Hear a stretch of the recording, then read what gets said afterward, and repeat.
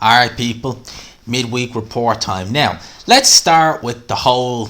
We always seem to start with this, but we'll start with it again because there's always news and there's always things coming out about this that, chops and changes by the week almost, it seems. But the Fury Usyk situation, I may actually end up doing after I record this and upload it. Before I upload it, I might do a separate video for tomorrow just about this whole thing. I know tomorrow's video is going to be the preview and prediction for Taylor versus Lopez. I've been a bit late to the party with that one because I've been very busy this week. I've also, just to plug it while I'm here, I'm working at the minute on a new side project, YouTube-wise. Not on this channel, on the other channel. And the wheels are in motion on that, right? But I want to make sure I'm backed up quite a bit in terms of content. I don't mean actually backing it up. So I was working on that the last couple of days, and it's very time consuming, as you may know, which is why I'm trying to overwork it before going live with it, so I'm not kind of leaving myself stressed for time. We'll talk about that at another point, maybe in a live or something like that. But for the Usyk Fury situation, Oleksandr Usyk's now co-promoter Alex Krasuk has insisted that the Saudis' Skill Challenge Entertainment will very soon be making a formal written offer to Tyson Fury for the undisputed heavyweight championship of the world fight in December. Apparently this is going to be a take it or leave it type offer. Now, Tyson Fury, he is the factor why this fight has not happened. I know some people are going to say, yeah, gee, you're a Love Fury hater, blah, blah, blah, blah, blah. Yeah, you can say all that jazz, but we all know the truth. That Tyson Fury has been the one stumbling block as to why this fight has not happened.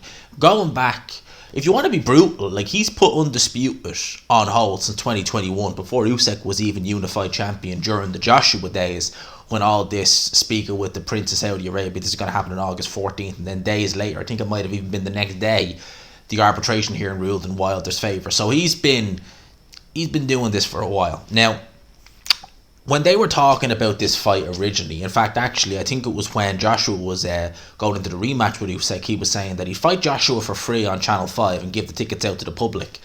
And then in the next breath, he was saying, I want $500 million to fight Usyk. Obviously, that's not a realistic figure. But the rumour mill is that he was asking for something in the region of $100 million behind the scenes, right? Now, will the Saudis offer him that? That I do not know. Will they be willing to offer him that amount of money? Again, that I do not know. They're obviously going to offer him an amount that they feel is so good you can't turn it down. Which is why I'm assuming it's going to be a take it or leave it kind of offer. You're going to get X amount of money, probably the biggest amount he's ever got as a professional, probably by a long way. So if he's refusing that, I mean, it really does kind of show that this fight, there's only one guy who seemingly wants this fight and the other guy just seemingly doesn't. This is the only way you can look at it. I mean, Oleksandr Usyk, a tree is known by his fruits, and you can say that both ways. Oleksandr Usyk, I've said this from the start, right? And again, you have these demented Fury fans who were like, Usyk's the hard guy to work with. When has he ever been the hard guy to work with in his past? You go back to the David Price days when Tyson Fury was ducking David Price. And I know hindsight is great. It's brilliant in retrospect. He would have beaten David Price. Of course he would have. But at the time, David Price was the more hyped prospect, for want of a better word, because, well, he was. He was beating guys that Fury was going life and death with, like John McDermott. He was looking good against these guys.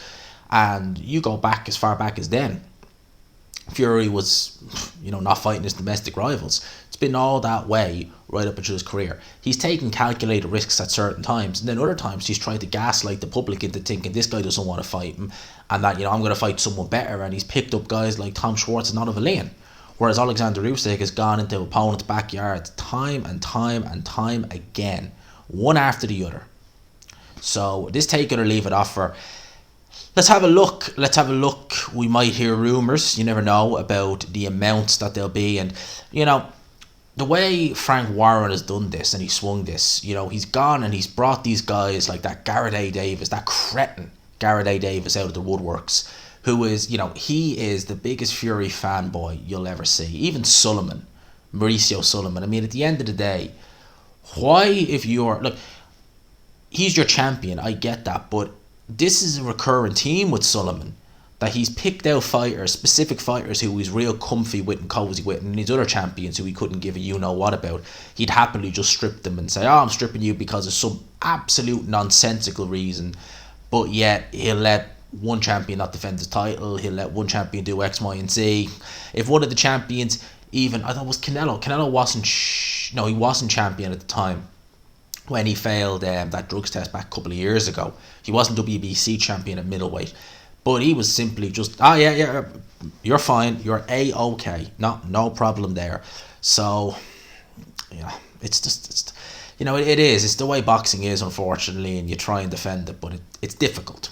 In terms of Usyk's next fight, obviously it's going to be Danny Dubois next. Krasuk has explained that Usyk will finally have a fight in front of his home fans when he defends his titles against Daniel Dubois August 26th. It's expected to take place in Poland, where over 1 million Ukrainians now live after fleeing. I'm not going to finish off the rest of that, but they fled, right? So they are going to do it in Poland. Obviously, it borders Ukraine, so it is going to be a homecoming of sorts for Oleksandr Usyk. It's going to be very pro-Usyk. I wonder how Dubois is going to face that, because if you think about it, throughout his career, he's always been, for the most part, the home fighter. I mean, when he fought Joe Joyce, that was behind closed doors. And even then, he was still the home fighter. So that was never really, he never really had to face any hostility in that fight, because there was no fans there. When he fought Trevor Bryan in the States, I mean, that was a farce of an event. So was he even, who was the home fighter? You probably say Dubois was. I mean, who did Trevor Bryan? I mean, that was just farcical. So Dubois never really been the away fighter, and he'd be going into this fight as the away fighter. He'd be going into this fight, I don't want to say animosity on him, but I know they're going to be pulling heavily for Oleksandr Usyk to win this fight. So how will Dubois cope with that psychologically? Because Dubois, I mean, in the nicest possible way, he really is a man-child. How would he feel if he goes to the ring and he's booed and jeered from the fans? I mean, this is already a guy who, you can question his mental state in terms of fire for battle, especially given the Kevin Lorena fight, how he capitulated so quickly in that fight. Yeah, he was able to dust himself down, pick himself back up, and that could go one of two ways, really. He could be able to stop and look and say, well, wow, I got through all that, yeah, I'm stronger than I think, or he could have flashbacks to that in the Joe Joyce fight, and then just boom, he capitulates again. So it's going to be interesting to see what happens in that fight, how it goes, what way it goes, but yeah, I wouldn't be putting much money on Dubois, but you never know. Stranger things have happened in the heavyweight division. That's the heavyweight division in a nutshell. One upset happens, division gets thrown on his head, and who knows what happens then. Anthony Fowler made a video the other day where he announced that he's retiring from boxing at the age of 32. I watched the video. He obviously has a business that he's running around, I should say, in the background, and it's obviously paying the bills. He's financially secure because he's obviously made a little bit of, well, not a little bit, he's made more than a little bit, but he's made some good paydays in boxing. He's 32 years old now, he's a young family, and I get 100% the rationale behind it. He said that he could come back, make some money, and make a go of it again, but what's the point? And at the end of the day, right, I understand that from a legacy point of view that you might want to go and chase those titles, chase a bit of glory and stuff like that, and the money is obviously a nice incentive as well. But if you're financially stable and you have a young family, you want to spend time with them, why do you want to risk your life, risk your health in a sport like boxing when you can make money without having to take punches? You can be around your family a lot more. It's a no-brainer at the end of the day. I mean, Anthony Fowler, I remember when he turned over pro, and I remember seeing him in the amateurs, and he had a hard enough amateur career.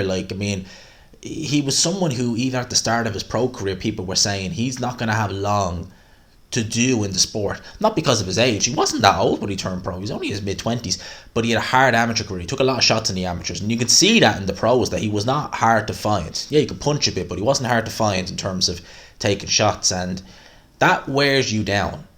It put a lot of wear and tear on the body, and Fowler probably feels it now at 32, that he probably feels like he's got the body of a 42-year-old in terms of just wear and tear miles on the clock. So I get it from that point of view as well, and obviously he doesn't want to risk himself with an injury or anything like that. We've seen some bizarre injuries in boxing.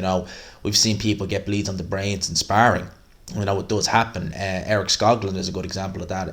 He got a bleed in the brain, I believe, and was in a sparring session. So things can happen, and you don't want to take that risk when you've got a young family, especially, again, if you're in Fowler's situation. You're in a very privileged position where you can make money outside of the ring. So I can't blame Anthony Fowler in the slightest for it, and I enjoyed Fowler as a fighter. He was definitely a Marmite type of character. I think he still is, really, truth be told. I enjoyed his fights. You could, whatever you want to say about Fowler, there are very few fights you could say that weren't memorable, if you know what I mean. There's very few fights you could say that you looked at and thought, that was a boring Anthony Fowler performance. The majority of his fights were all memorable. They were all good, fun, entertaining fights. So, yeah, Anthony Fowler, best of luck in whatever he does. Credit to him. So, enjoy your retirement, mate.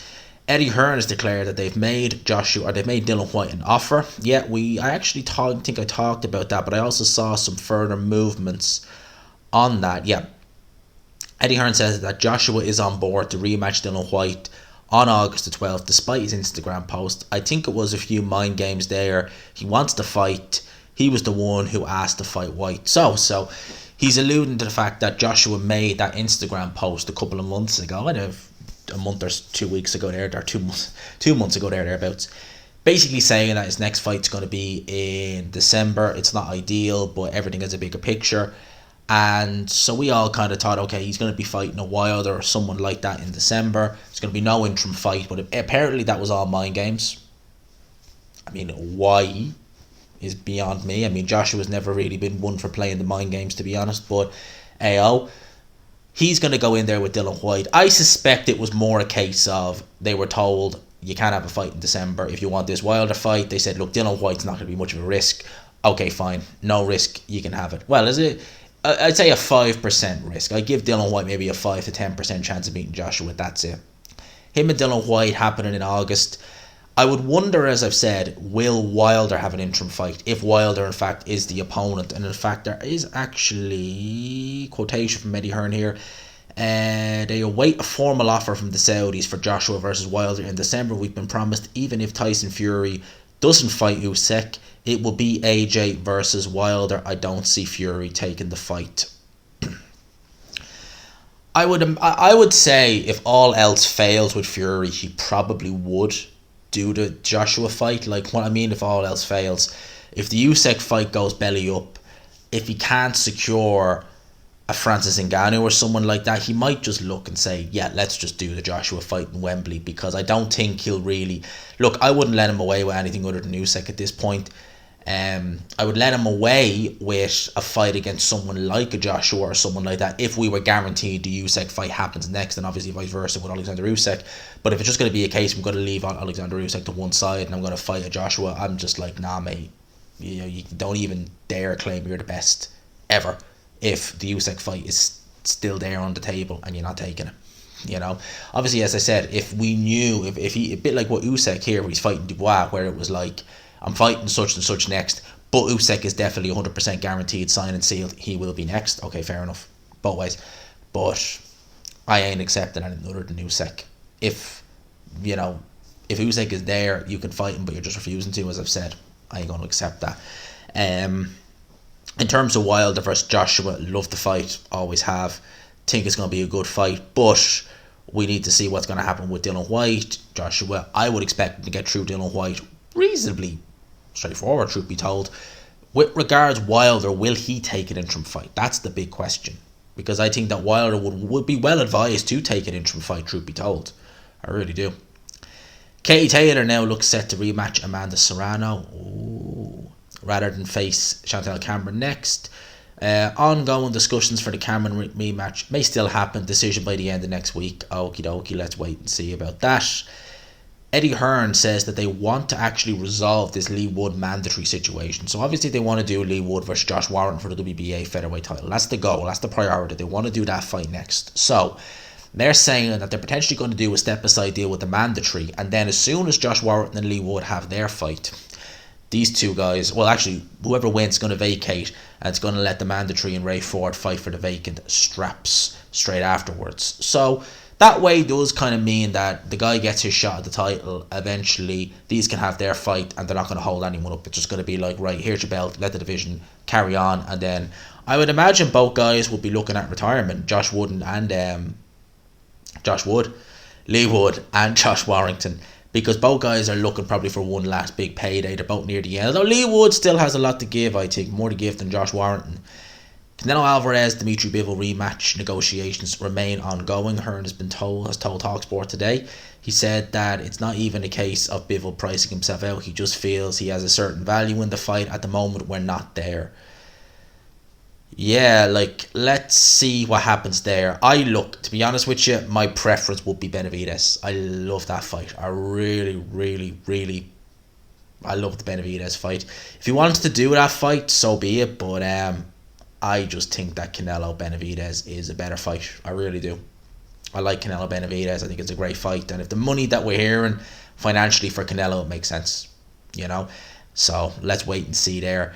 Hearn has also said that they are making an offer to Devin Haney to challenge Regis Prograis for the WBC super lightweight title. Prograis obviously defending that title next week. Haney will be ringside. I'd love to see Haney Prograis next. I would. I think it's a very good fight. And as I've said once, I'll say it again, I'd be favouring Regis Prograis in that fight. I really would. Gun to my head, if they made that fight next, Prograis gets through unscathed next week and they made Haney Prograis, I'd probably pick Prograis. I would, man. Prograis is a talented fighter. He really is. I mean, I think with Prograis and Josh Taylor, if you match them both up 10 times, I would say it'd be nearly 50-50 in terms of wins. Maybe 6-4 Josh Taylor in terms of if they fought 10 times. Prograis winning more than a few.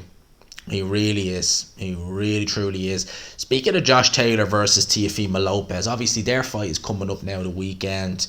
I'll do a little quick preview of the card with Sonny Edwards now as well before we finish up here. But there was very little said about the undercard. Obviously, Robson Conceição was on the undercard. Jermaine Ortiz is on the undercard. Henry LeBron. I've heard that name before. Does he ring? I've heard that name, but I can't really. Who has he been in there? We can't really put a face to it. Xander Zayas is on the undercard. We know who he is. He's a very good fighter. Tremendous prospect is Xander Zayas. And obviously we have Josh Taylor versus Teofimo Lopez on the main event. I'm not going to go into previews or anything like that in terms of predictions right here, but it's an interesting fight. It's a really, really interesting one. I mean, Josh Taylor, at this point, 32 years old, how hard is he going to have to work to make that weight? At the same time, you've got Teofimo Lopez, who was much younger, but has been pretty much for the last couple of years really just seemingly mentally just so not there. It really is. It's going to be a strange one. It's going to be an interesting one as well. And I really don't know what way that fight's going to go. I'm obviously going to look at it a bit more depth, have a little chat about it in the video tomorrow, but it's going to be a really, really interesting one. In terms of the DAZN card this weekend, yikes is all I can say about this. Sonny Edwards top of the bill, who I do like, against Andreas Campos.